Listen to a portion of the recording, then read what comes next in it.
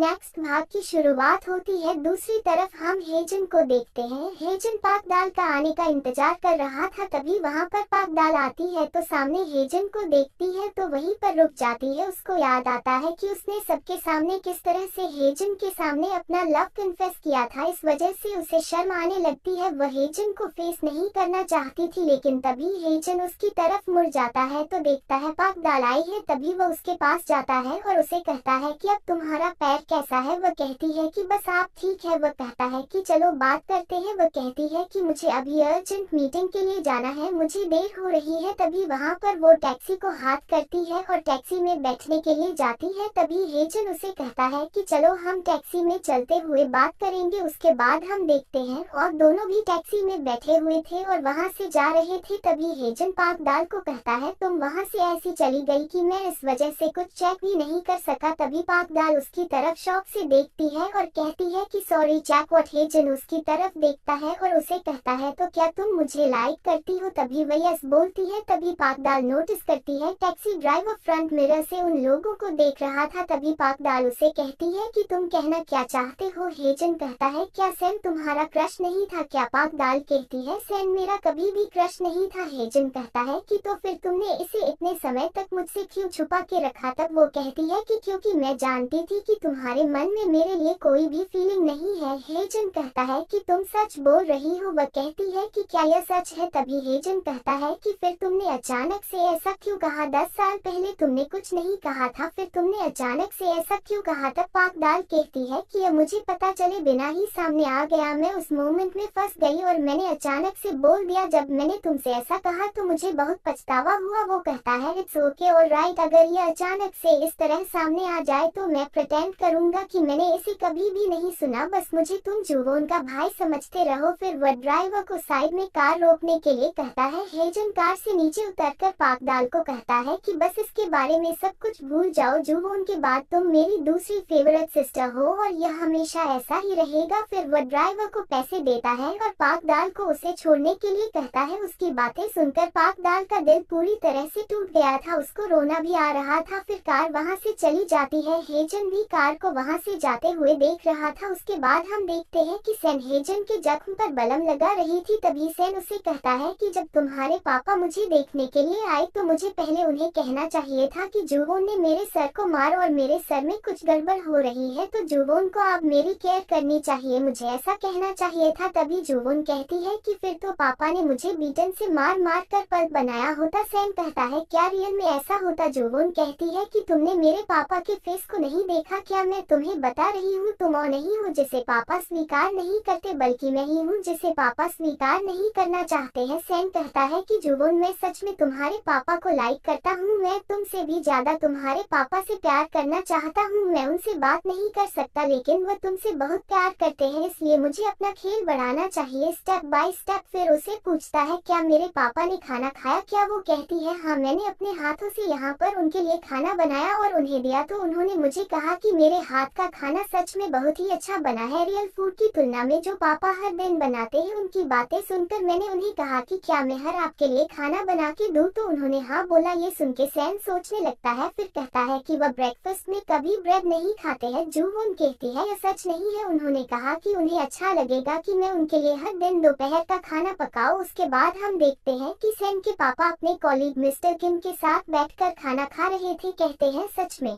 ये फूड बहुत ही अच्छा बना है, बहुत ही फ्रेश है। तभी मिस्टर किम उन्हें कहते हैं कि सर मुझे लगता है कि आप मुझे मिलने से पहले ठीक पहले आपने खाना खाया। उस पर वह कहते हैं कि अच्छा यह मेरी स्वीट डिश है। तभी वह कहते हैं कि तुम्हें पता है क्या आज जुवोन ने मेरे लिए कुछ ब्रेकफास्ट बनाया था तो मैंने उसे खा लिया, लेकिन घूमने की वजह से फिर से मुझे भूख लगी है। तभी मिस्टर किम कहते हैं कि जो पुरुष अकेले रहते हैं उन्हें दिन में 3 बार उचित भोजन खाने के लिए संघर्ष करना पड़ता है, लेकिन आपको इसके बारे में चिंता करने की कोई जरूरत नहीं है। इसके लिए आपको मिस्टर यून को थैंक्स कहना होगा। मुझे कोई फर्क नहीं पड़ता है कि मेरे खाने में क्या है, जो कुछ होता है वह मैं खा लेता हूँ। मुझे तो बोलना चाहिए कि मिस्टर यून ही ऐसे अकेले इंसान है कि जो एक ही इंसान का ख्याल नहीं रखते हैं, तो उन्होंने तुम्हारा और सैम का भी अच्छे से ख्याल रखा। तभी सैम के पापा कहते हैं आपने फ्यूचर इन लॉ के लिए अच्छा गिफ्ट क्या है अपने बच्चों की अच्छी केयर करने के लिए। उसके बाद हम देखते हैं कि सैम के पापा एक फ्रूट की शॉप में जाते हैं, वहाँ पर फ्रूट देखते हैं, खुद से ही ही कहते हैं कि मेरा बेटा उनकी बेटी को डेट कर रहा है, तो मुझे मेरे बेटे के रिश्ते में कोई भी कमी या कोई भी प्रॉब्लम क्रिएट नहीं होना चाहिए, इसलिए मुझे मिस्टर यून को अच्छा सा गिफ्ट देना चाहिए। और ये सारी बातें मुझे पहले ही पता होती तो मैं पहले से ही एडवांस में सब कुछ सेटिंग करके रख देता। फिर वहाँ पर एक बहुत बड़ी फ्रूट की टोकरी को देखकर उन्हें लेते हैं, कहते हैं इसे देखकर मिस्टर यून खुश होंगे। उसके बाद हम देखते हैं कि मिस्टर यून रेस्टोरेंट में थे, तभी वह काम करते वक्त उनके हाथों से फर्श पर कुछ गिर जाता है, तो उसे क्लीन करते हैं और मॉप को बाहर लेकर जाने लगते हैं। तो दूसरी तरफ हम देखते हैं कि हेजन की माँ रेस्टोरेंट के अंदर जा रही थी, तभी सामने से आए मॉप को देखकर वो पीछे हटने को जाती है, तो वो नीचे गिरने वाली थी, तभी मिस्टर यून उसे कैरी करते हैं। तभी वह दोनों एक दूसरे की तरफ देख रहे थे, तभी हम देखते हैं कि सैम के पापा मिस्टर यून को फ्रूट देने के लिए जा रहे थे, तो सामने का नजारा देखकर वह तो शौक से ही देखते रह जाते हैं और वहाँ से पीछे मुड़कर जल्दी से भागते हुए चले जाते हैं। तो हम मिस्टर यून और हेजन की माँ को देखते हैं, वो एक दूसरे से दूर होते हैं, फिर एक दूसरे को सॉरी बोलते हैं। हेजन की माँ कहती है आपने मुझे चौंका दिया। उसके बाद हम देखते हैं कि वह दोनों रेस्टोरेंट के अंदर बैठे हुए थे, तभी मिस्टर यून कहते हैं कि मुझे माफ करना, मेरे वजह से आप गिर जाती। तब वो कहती है कि कोई बात नहीं। तभी वहाँ पर बैठी हुई दादी कहती है कि यहाँ पर मूवी की शूटिंग चल रही है क्या। तभी हरजुन की माँ और मिस्टर यून शॉक होकर उनकी तरफ देखने लगते हैं। तभी मिस्टर यून उन्हें कहते हैं कि मैडम आप यहाँ पर क्या अपने कबजेस को कट कर लिया। वो कहती ठीक है, कब का कट करके रखा है। फिर मिस्टर यून उन्हें और भी काम के बारे में पूछने लगते हैं। वो कहती है मैंने सब काम ऑलरेडी कंप्लीट किया है। फिर उन दोनों की साइड में जाकर खड़ी रहकर बहुत ही स्टाइल से हेजन की माँ की तरफ देखती हुई उन्हें पूछने लगती है कि हेजन की माँ तुम्हारी अभी तक उम्र ही बड़ी नहीं है, आप वैसे की वैसे ही दिखती है। तभी हेजन की माँ स्माइल करने लगती है, कहती है कि ऐसी कोई बात नहीं है। तब दादी कहती है कि जब आप पहली बार यहाँ आई थी तब आप जैसी दिखती थी वैसे ही अभी भी दिख रही हो, मुझे लगा कि आप भूत हो। तभी मिस्टर यून वहाँ पर अपने हाथों से जोर से मारते हैं, तभी दादी उनकी तरफ देखने लगती है, कहती है क्या है। मिस्टर यून कहते हैं कि यहाँ पर बहुत ज्यादा मॉस्किटो फ्लाई कर रहे हैं। तभी हेजन की माँ अपनी जगह से उठ जाती है और दादी को कहती है कि मैंने आपका ठीक तरह से धन्यवाद नहीं किया, और फिर उन्हें ग्रीट करती है। तभी दादी उसे कहती है कि मैं इस बात का क्रेडिट नहीं लेना चाहती हूँ। फिर वो और भी बातें करने लगती है। तभी मिस्टर यून उठ जाते हैं और उन्हें कहते हैं कि दादी आज आप हॉस्पिटल में जाकर चेकअप करके आए हैं, तो आपको घर जाकर आराम कर लेना चाहिए, नहीं तो आपको तकलीफ भी हो सकती है। तभी वह दादी को छोड़ने के लिए जाने लगते हैं। दादी वहीं पर रुक जाती है और मिस्टर यून की तरफ देखकर हेजन की माँ को कहती है कि अब आपको इनकी रिस्पॉन्सिबिलिटी लेनी चाहिए। हेजन का पालन पोषण करते करते मिस्टर यून ओल्ड हो गए हैं। फिर